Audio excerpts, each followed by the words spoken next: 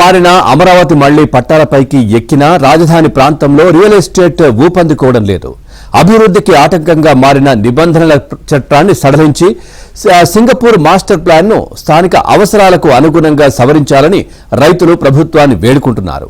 ఇక అధికారులు ఆంక్షల కొరడాలను పక్కన పెట్టి మనసు పెట్టి ఆలోచించాలని సీఎం చంద్రబాబుకు విజ్ఞప్తి చేస్తున్నారు.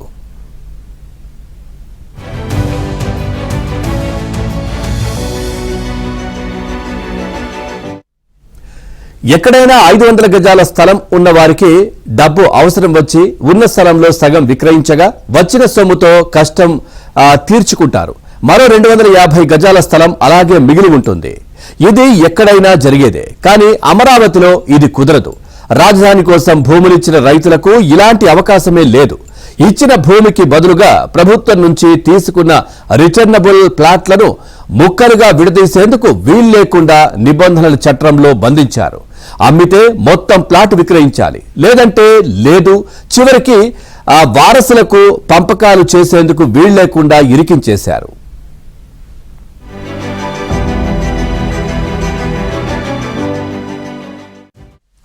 సగటున ఎకరం ఇచ్చిన రైతుకు రిటర్నబుల్ ప్లాట్లుగా 1000 గజాల భూమిని నివాసం కోసం కేటాయించారు. మరో 200 నుంచి 300 గజాల వరకు కమర్షియల్ ప్లాట్లు ఇచ్చారు. రెసిడెన్షియల్ కింద 250 గజాలు, 500 గజాలు, 700 గజాలు, 1000 గజాలు, ఇంకా ఆపైన విస్తరణమున్న ప్లాట్లను ఎంచుకునే అవకాశం కల్పించారు. ఇక రాజధాని వస్తోందన్న ఆనందంలో ఉన్న చాలా మంది రైతులకు ఈ ఆప్షన్లు అర్థం కాలేదు.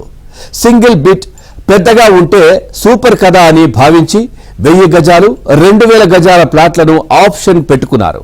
రాజధాని పనులయ్యాక సొంతానికి కొంత ఉంచుకుని మిగతాది విభజించి అమ్ముకోవచ్చని భావించారు. ప్లాట్లు తీసుకుంటూ అధికారులు ఇచ్చిన భారీ పుస్తకాల్లాంటి డాక్యుమెంట్లలో సంతకాలు పెట్టేశారు.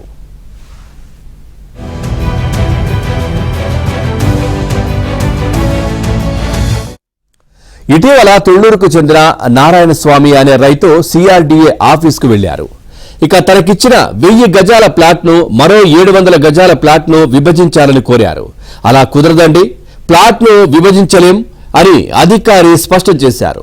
రాజధాని నగర అందాన్ని, మౌలిక సదుపాయాలను దృష్టిలో ఉంచుకుని 9.18 నమూనాలో కోరుకున్న తర్వాత ఆ ప్లాట్ విభజనకు అంగీకరించబడదు అని స్పష్టంగా ఉంది.